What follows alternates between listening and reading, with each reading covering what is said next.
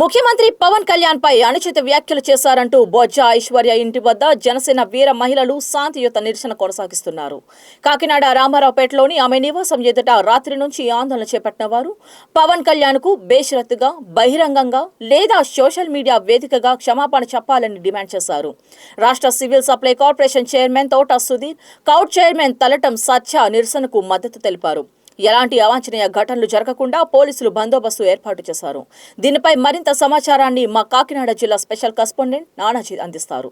గత నెల 28న ఏలూరులో జరిగిన దళిత క్రైస్తవుల సమర శంకరావం మహాసభలో ఏదైతే ప్రశ్న సంబంధించిన రావణ్ మాట్లాడారో దానికి వ్యాఖ్యలుగా హైదరాబాద్లో అరెస్ట్ చేసి పిఠాపురం తీసుకొచ్చిన సంగతి తెలిసిందే. దానికి సంఘీభావంగా ఎవరైతే సోషల్ యాక్టివిస్టు బొజ్జ ఐశ్వర్య ఉన్నారో ఆమె ఇక్కడికి రావడం, అదే రకంగా పవన్ కళ్యాణ్ మీద తీవ్రమైన వ్యాఖ్యలు చేయడంతో నేడు ఆ రాత్రి నుంచి కూడా చాలా వరకు కూడా వీర మహిళలందరూ కూడా ఇక్కడే ఉన్నారు. తన ఇంటి వద్ద కూడా బయటించారని చెప్పుకోవచ్చు. అయితే వాళ్ళ మాటల్లోనే ఎందుకు బయటించారు, అదే రకంగా వాళ్ళ డిమాండ్స్ ఏంటి అనేది మనం కనుక్కునే ప్రయత్నం చేద్దాం. దీనికి సంబంధించి వాళ్ళు బొజ్జ ఐశ్వర్యని అరెస్ట్ చేయాలని చెప్పేసి వాళ్ళు చాలా వరకు కూడా చేస్తున్నారు. అయితే ఏదైతే వాళ్ళని అడిగి మనం తెలుసుకుందాం. మేడం గారు, ఏదైతే civil supply corporation state director Eshwar గారు ఉన్నారు. మేడం, మీ డిమాండ్స్ ఏంటండి?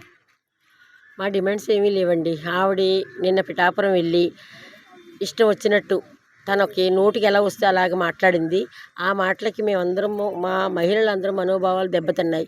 ఆవిడ ఇక్కడికి వచ్చి క్షమాపణ చెప్పమనండి, పోలీసుల్ని అరెస్ట్ చేయమనండి. ఆవిడని డిపార్ట్మెంట్కి అందరికీ మేము కంప్లైంట్లు ఇచ్చాము. ఇప్పటికి ఎవరు స్పందించట్లేదు. వాళ్ళని డిపార్ట్మెంట్ తీసుకొచ్చి ఇక్కడ మా దగ్గర కూర్చోబెట్టమనండి. ఆవిడ మాకు క్షమాపణ చెప్పమనండి. ఎందుకంటే ఒక డిప్యూటీ సీఎం గారిని తను ఆ విధంగా మాట్లాడిందంటే, మామూలు అంటే ఎమ్మెల్యేలు మాట్లాడుతుంది, అందరినీ మాట్లాడుతుంది. సర్లే ఈవేళ మారుతుంది రేపు మారుతుంది అని మేము ఎవరిని కూడా తను అలా వదిలేయటం ఇప్పుడు తప్పైపోయి పవన్ కళ్యాణ్ గారిని అనేటంత ఆవిడ ఇచ్చేసింది. అందు గురించి ఆవిడికి మేమేమీ అంటలేదు. ఆవిడని నువ్వు మాట్లాడిన మాటలు తప్పు, అవి నేను మాట్లాడినవి తప్పు కదా, నేను క్షమాపణ చెప్తున్నానని చెప్పమనండి.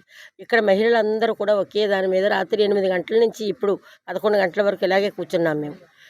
ఎవరు స్పందించలేదు.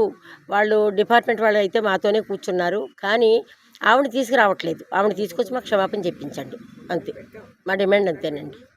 అయితే రాత్రి నుంచి కూడా మీరు చేస్తున్నారు కాబట్టి దీనికి సంబంధించిన అంటే అటువైపు నుంచి ఏదైనా సమాధానం కానీ లేదంటే డిపార్ట్మెంట్ మీకు ఏం చెప్పారండి?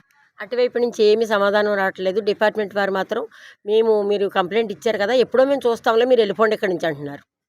మేము చూస్తాము, ఆవిడ మా పని మేము చేస్తాము, మీరు వెళ్ళిపోండి అంటున్నారు.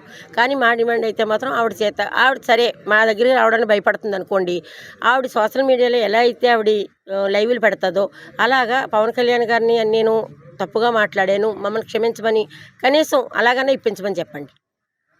చెప్తే మేము అక్కడ వేసిపోతాం. దీనికి సంబంధించి అంటే ఇంకా చాలామంది నాయకురాలు అందరూ ఉన్నారు. అయితే ఇంకా మీరు ఏం భావిస్తున్నారండి? అసలు మేమేమి అడగదలుచుకునేది ఒక్కటే అండి, ఆవిడ పవన్ కళ్యాణ్ గారికి క్షమాపణ చెప్పాలి. అది ఆవిడ ఇక్కడికి వచ్చి చెప్పినా, సోషల్ మీడియా ద్వారా చెప్పినా కూడా వెంటనే క్షమాపణ అయితే చెప్పాలి. చాలా వరకు అంటే ఏదైతే ఈ సోషల్ మీడియా వేదికగా పార్టీలకు అతీతంగా మహిళలతో సహా చాలామంది కూడా తీవ్రమైన దోషంతో కూడా చాలా వరకు అంటే పదజాలం ఉపయోగిస్తున్నారు. దీనికి సంబంధించి సమాజంలో అది సమర్థనీయం అంటారా? అంటే అన్ని పార్టీ నాయకులు వాళ్ళు అందరూ కూడా ఉన్నారు, దీనికి మీరేమంటారు?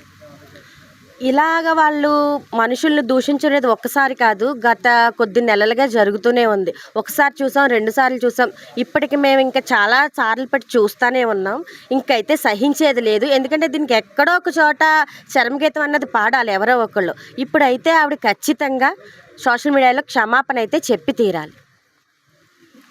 మీరేం చెప్తారండి? మీరు నమస్తే అండి. ఈరోజు ఆవిడ మాట్లాడిన మాటలు అసలు పద్ధతిగా లేవు, సంస్కారం అస్సలు లేదు. మా పార్టీ అధినాయకుడిని ఇన్ని మాటలు అన్నాక మేము కామ్గా కూర్చుంటే అది మాకే చెడు అనుకుంటాము. మా పార్టీ అధినాయకుడిని అన్నప్పుడు మమ్మల్ని కూడా అన్నట్టే అది. సో మేము అందుకే ఆవిడని వచ్చి ఇక్కడ క్షమాపణ చెప్పాలి అని కోరుకుంటున్నాం. మీరు ఎప్పటి నుంచి ఉన్నారు మేడం? ఎప్పటి నుంచి ఉన్నారండి? నిన్న ఏదైతే పిఠాపురం వచ్చి ఆమె ఇష్టం వచ్చినట్టు మాట్లాడడం జరిగింది, అక్కడైతే పిఠాపురం నియోజకవర్గం అందరూ కూడా జనసేన పార్టీ శ్రేణులందరూ కూడా అక్కడ రావడం జరిగింది. నిన్న అక్కడ తర్వాత అయిన తర్వాత అక్కడ గట్టిగా అయితే ఆవిడకి నిన్న పొద్దుటి నుంచి చెప్పేది ఒకటే, పిఠాపురం నియోజకవర్గం వచ్చి నీ ఇష్టం వచ్చినట్టు మాట్లాడావు, గొంతు ఉంది, గొంతుతో మాట్లాడినెవరా అని చెప్పేసి ఆవిడ అడుగుతూ ఉన్నారు. గొంతు ఉన్నది మాట్లాడడానికే, ప్రశ్నించడానికే. మీరు తప్పకుండా ప్రశ్నించండి, పాలసీల మీద మాట్లాడండి, ఏదైనా అభివృద్ధి కార్యక్రమాలపై మాట్లాడండి, ఏదైనా లోటుపాట్లు ఉంటే ప్రభుత్వ పనుల్లో లోటుపాట్లు ఉంటే మాట్లాడండి. అంతేగాని ఇష్టం వచ్చినట్టు గొంతు ఉంది కదా అని మాట్లాడేస్తాను అంటే ఇలానే జరుగుద్ది. గొంతు ఉంది కదా అని మాట్లాడితే ఇలానే జరుగుద్ది. ఇంకొకటి, కళ్యాణ్ గారిని పిఠాపురంలో పోటీ చేయనివ్వను, గెలవనివ్వను. అమ్మ నువ్వెవరో గెలవనివ్వకపోవడానికి జగన్మోహన్ రెడ్డికే ఏమీ పీకలేకపోయాడు నీ భాషలో. జగన్మోహన్ రెడ్డే కళ్యాణ్ గారికి చిటికిన వేలు గోరు కూడా టచ్ చేయలేకపోయాడు. అలాంటిది నువ్వేం చేస్తావు? నువ్వు కూడా ఎందుకంటే ఏ బలం చూసుకుని మాట్లాడుతున్నావో ఒకసారి చూసుకుని, నువ్వు ఏ బలం అయితే చూసుకున్నావు, వాళ్ళు 11 స్థానాలతో మూలన కూర్చుని ఉన్నారు. ఇంక ఇదే విధంగా కొనసాగితే 11-0 అవుతుంది. అది కూడా జాగ్రత్తగా మసులుకోవాలి. ఎందుకంటే జగన్మోహన్ రెడ్డి ఒక్కొక్కరిని ఇలాగా కళ్యాణ్ గారి మీదకి పిచ్చి కుక్కల మాదిరి వదులుతూ ఉన్నాడు. ఎంతమంది వచ్చినప్పటికీ కూడా సమాధానం చెప్పడానికి మేమందరం కూడా ఉన్నాము ఇక్కడ. ఎందుకంటే ఆవిడ మాట్లాడిన తీరైతే మీరు చూసున్నారు. నేనంతా కూడా ఆడమనిషి మాట్లాడే భాష అది ఇష్టం వచ్చినట్టు చాలా చాలా చాలా వల్గర్గా మాట్లాడింది. మా నోట్లతో చాలా వరకు రాత్రి నుంచి కూడా మేము అనకూడదు అనుకుంటే చాలా మాటలు మేము కూడా అన్నాము. ఆవిడ పీకుతారు, లాగుతారు, ఏదో కళ్యాణ్ గారిని ఇక్కడ తంతే హైదరాబాద్లో పడతారు, చాలా మాటలు అయితే మాట్లాడింది. అసలు నాకు నువ్వు ఎవరు తల్లి? పిఠాపురంలో నిన్న దొంగచాటుగా రావడం కాదు, మేము అందరం ఉండగా రా, నీకేంటనేది మేము చూపిస్తాం. నిన్న ఇక్కడికి మేము వచ్చాం, 8 గంటలకు వచ్చాం, నీ ఇంటి ముందుకు వచ్చాం. ఎక్కడ మేము ఇలా అడుగు పెట్టగానే నువ్వు అమలాపురం పారిపోయామంటున్నారు. ఏది నువ్వు భయపడేవా లేకపోతే మేము భయపడుతున్నావా? మేము ఇక్కడే కూర్చున్నాం. నేను 8 గంటలకు వచ్చిన వాళ్ళు రాత్రి అంతా కూర్చున్నాం, ఇప్పుడు కూర్చున్నాం. నువ్వు ఇష్టం వచ్చినట్టు మాట్లాడి వెళ్ళిపోయి దాక్కుంటానంటే అవద్దు. ధైర్యం దమ్ము ఉంది కదా, తొళ్ళ కొట్టేసావు కదా పిఠాపురం వచ్చి. ఇప్పుడు రా, నీ గుమ్మం ముందు ఉన్నాం, ఇక్కడికి వచ్చి మా దగ్గర మాట్లాడు. లేదు నా తప్పు జారిపోయింది, నోరు జారిపోయానని చెప్పి క్షమాపణలు అయితే కళ్యాణ్ గారిని అడగాలి. కళ్యాణ్ గారికి క్షమాపణలు చెప్పనంతసేపు ఇక్కడ ఏ ఒక్కరూ కూడా కదిలేదే లేదు. ఎందుకంటే పవన్ కళ్యాణ్ గారు చాలా మంచి వ్యక్తి. అలాంటి వ్యక్తిని మీరు ఏది పడితే అది మాట్లాడతాను అంటే ఇక్కడ ఎవరైతే గాజులు తొడుక్కుని కూర్చోలేదని నీకు తెలియజేసుకుంటున్నాను. ఇంకొకటి మాట్లాడుతూ ఉన్నావమ్మా, నువ్వు మళ్ళీ ఆ పీకడం ఏంటో లాగడం ఏంటో ఒకసారి నువ్వు ఇక్కడికి వస్తే మా వీర మహిళలందరూ కూడా నీ బుర్రమే ఉన్న బొచ్చు పీకి నీ చేతిలో పెడతారో తస్మాత్ జాగ్రత్త అని చెప్పి నీకు తెలియజేసుకుంటాను. అదే చాలా వరకు అంటే ఈ ప్రధానంగా ఏదైతే ఈ వ్యాఖ్యలు చేస్తున్నారో ఈ వ్యాఖ్యలు కూడా అన్ని పార్టీలు కూడా చేస్తున్నారు. దీనికి చరమగీతం పాడాలంటే ప్రధానంగా ఎలాంటి నిర్ణయం తీసుకోవాలి, దీనికి సంబంధించి మీ డిమాండ్స్ ఏంటి? రాత్రి నుంచి కూడా ఉన్నారు కాబట్టి ఒకవేళ కానీ స్పందించిపోతే మీ కార్యాచరణ ఏంటి? ఇప్పుడు బొజ్జా ఐశ్వర్య గారు పవన్ కళ్యాణ్ గారి కోసం పిఠాపురంలో ప్రెస్ మీట్ పెట్టి నోరు ఇష్టం వచ్చినట్టు మాట్లాడి, పవన్ కళ్యాణ్ వచ్చి నన్ను ఏం పీక్కుంటావు పీక్కో, ఎగిరితంతే హైదరాబాద్లో పడతావని చెప్పింది కదా. మేము పీకడానికే వచ్చాము, ఆవిడ ఇంటి దగ్గరే ఉన్నాము. రాత్రి 8 గంటల నుంచి ఇప్పుడు ఉదయం 11 గంటలైంది. మేమంతా కూడా ఇక్కడే సామరస్యంగానే ఇక్కడ శాంతియుతంగానే ఆవిడ కోసం ఎదురు చూస్తున్నాము. దమ్మున్న నాయకురాలు అయితే నువ్వు ఇక్కడికి వచ్చి సమాధానం చెప్పు. ప్యాకేజీ తీసుకోవడానికి ఎక్కడికి వెళ్ళావమ్మా బొజ్జా ఐశ్వర్య? ప్యాకేజీలు తీసుకుని దానికి తగ్గట్టుగా నువ్వు మాట్లాడి కౌంటర్లు వేస్తే పడిపోయే నాయకులు అయితే పవన్ కళ్యాణ్ గారు కాదు. వేరే మహిళలు అయితే చేతులు ముడుచుకుని కూర్చోవట్లేదు.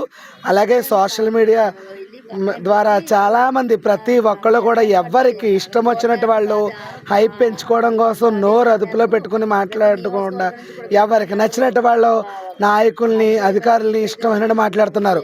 ఇటువంటి మాట్లాడినా సరే మాకు సోషల్ మీడియా వాడడం వచ్చు, తోలు తీసి తొక్క నార తీస్తామని సభాముఖంగా తెలియచేస్తున్నాము.